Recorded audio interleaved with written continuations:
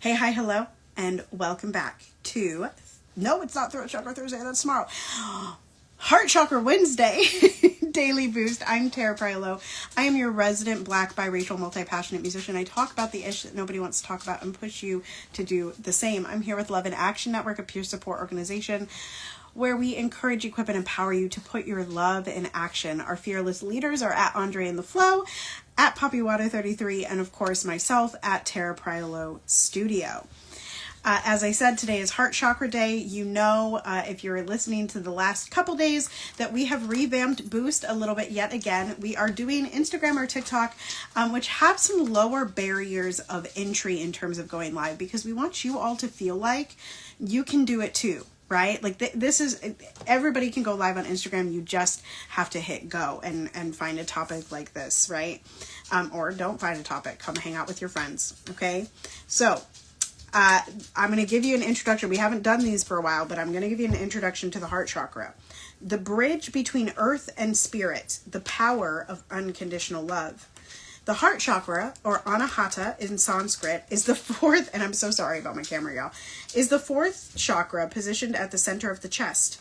It is the sacred gateway between the three lower chakras, which govern the physical and personal, and the three upper chakras, which govern the spiritual and universal.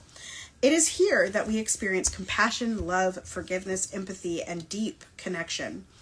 Associated with the element of air and the color green, anahata is the space of open-hearted presence where we receive and radiate love, not as a transaction, but as an embodiment of divine truth.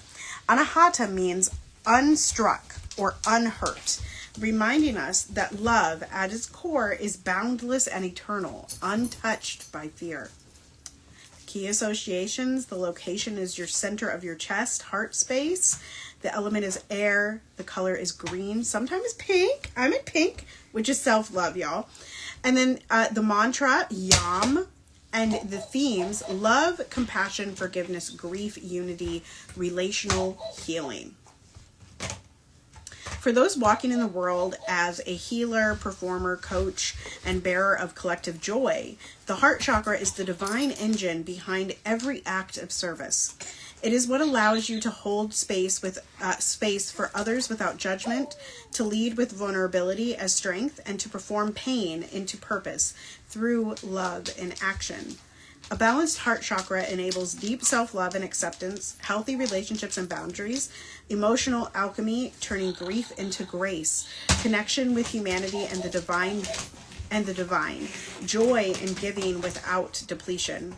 When imbalanced, this chakra may manifest as emotional numbness, excessive people-pleasing, unresolved grief, jealousy, or codependency. Practices to open and harmonize anahata may include the following: heart-centered breathwork and meditation, loving kindness practices, service to others without attachment, inner child healing and forgiveness work, vocal toning, singing, and speaking with heart intention. All right, let's get into this week. So y'all know that this week is the week of embracing humanity. Don't do that. Focus on humanitarian efforts. And we are on day 4. And here are the questions for day 4. Oh, let me tell you the theme first. Love as global solidarity. The theme: universal love, service, forgiveness, and generosity. Here's the questions. I'll read them and then I'll go back in and answer a couple. What does unconditional love look like? Love for all look like in practice? Who are the forgotten people the world needs to remember? How do you cultivate love across cultural and language barriers? Piper, no.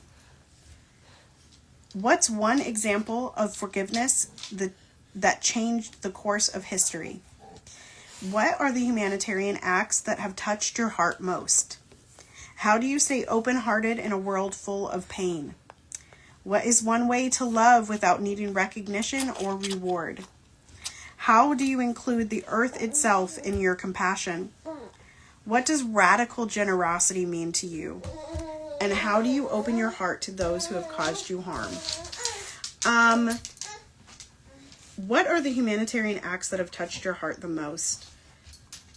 How do you stay open-hearted in a world full of pain? We talked about this in the Clubhouse room this morning. We are on Clubhouse at 11 a.m. Eastern Standard Time every single day, pretty much without fail. We also have a second Flex room at 3 p.m., but we do put out a poll for that one to see if you want us to start it.